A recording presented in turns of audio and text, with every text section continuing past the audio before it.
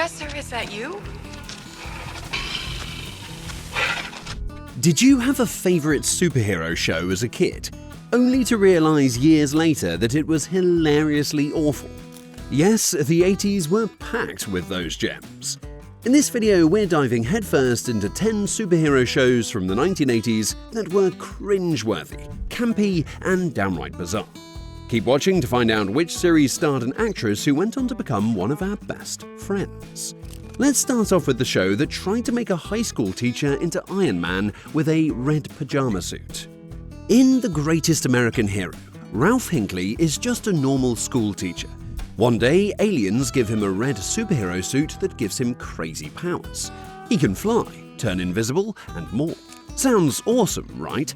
Except there's a problem. He loses the instruction manual, so he has no idea how to use the suit. Every time he tries to fly, he ends up crashing into stuff like a drunk bird. He doesn't know how his powers work, and that's what makes it so funny. He's a total mess, but you still cheer for him. Get ready, because the next one is the most 80s superhero ever. Captain Power and the Soldiers of the Future was wild. It was this futuristic sci-fi show where soldiers wore shiny metal suits and fought robot enemies in a post-apocalyptic world. But the crazy part? You could buy a toy gun that actually interacted with the TV screen while you watched.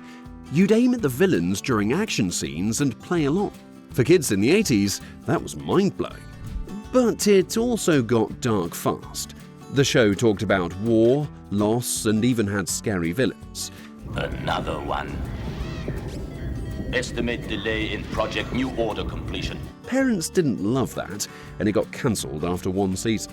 Speaking of TV toy mashups, ever heard of a transforming cop car superhero? Yes, that's the whole plot of Turbo Teen.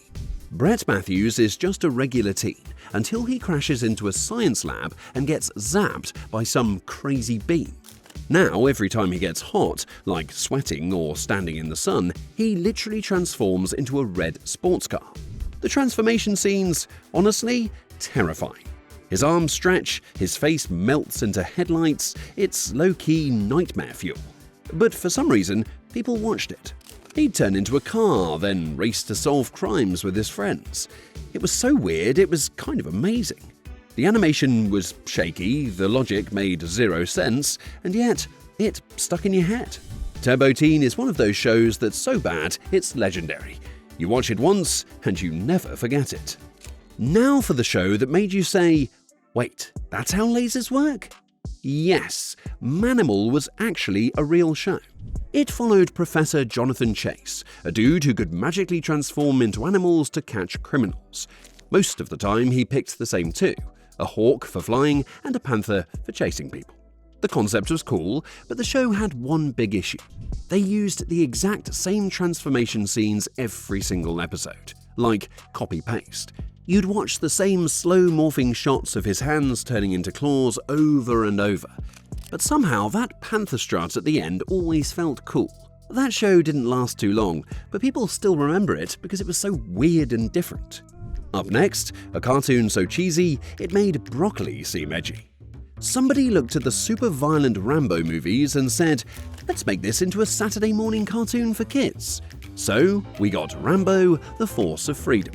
In this version, Rambo fights a group called Savage, a bunch of evil bad guys with ridiculous names and over-the-top plans.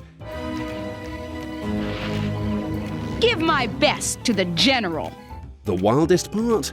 They made it feel kind of patriotic and educational, even though Rambo is still shooting stuff every episode. Of course, the guns don't really hurt anyone, and no one ever actually dies. It's all super G-rated.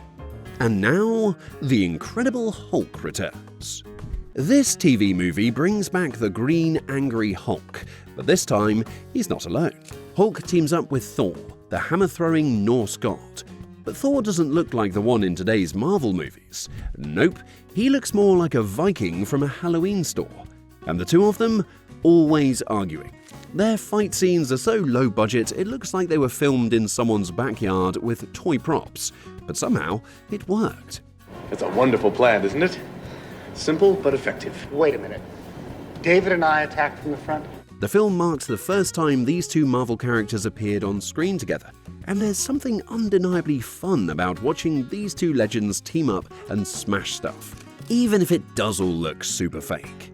Now imagine Superman, but with zero budget and plenty of awkward silence. Superboy took Clark Kent's story back to his college years. You'd expect cool superhero scenes and big city drama, right? Well, not quite. The flying scenes were super stiff, like he was hanging from a rope, and the acting, well, it felt like everyone was reading their lines for the first time. But it had this old school charm, and the audience stuck around for 4 seasons. That's impressive for something that looked like it was filmed in a parking lot. If you love corny superhero shows where the hero saves the day with dramatic speeches and slightly delayed punches, this one's for you. Now let's talk about the show where the superhero didn't fly. He rode a motorcycle at 300 miles an hour. StreetHawk came out in 1985 and only lasted 14 episodes. But wow, it was something else. The show was about Jesse Mack, a former motorcycle cop who gets hurt on the job. After that, a secret government agent recruits him to ride a high-tech bike called StreetHawk. This thing could race at lightning speed, shoot weapons, and it even had a computer system that gave Jesse info during missions. Basically, it was a crime-fighting machine on 2 wheels. Every episode started with this super serious voice explaining the story. Jesse's a cop by day, and at night he becomes StreetHawk, this mysterious vigilante that even the police don't fully trust. His boss actually hates StreetHawk and has no clue it's Jesse behind the helmet. That made the double life stuff really fun to watch. We're almost at the final 2, and trust me, these are absolute masterpieces of mess. Automan was one of those shows that looked super high-tech for its time. It's about a computer programmer who creates a hologram superhero called Automan. He glows, he walks through walls, and he has a sidekick named Cursor. The Autocar and Autochopper, created out of thin air by Cursor, were Automan's vehicles of choice on his missions to fight evil. Sounds awesome, right? Except the science made 0 sense. The show just threw words like cyber and data around without explaining anything. But even if it was confusing, it was still fun to watch. The star was Desi Arnaz Jr. The glowing suits looked impressive, the car was super cool, and the whole thing felt like an 80s fever dream. So what do you get when you mix superpowers with total chaos and 0 rules? Misfits of Science was like the breakfast cereal version of a superhero team. Super random, full of sugar, and totally messy. The show followed a group of outcasts with weird powers. One guy could shoot electricity from his hands, another could shrink, and one could run super fast, but only in short bursts because he'd overheat. Oh, and there was a teen girl with telekinesis. It kind of felt like someone said, let's make the Avengers, but with way less money and way more jokes. It's a little intense. Johnny, can you just lower your arms so we can talk? I just want to talk to you a minute, okay? It didn't always make sense, but that's what made it fun. The show was loud, wild, and super 80s.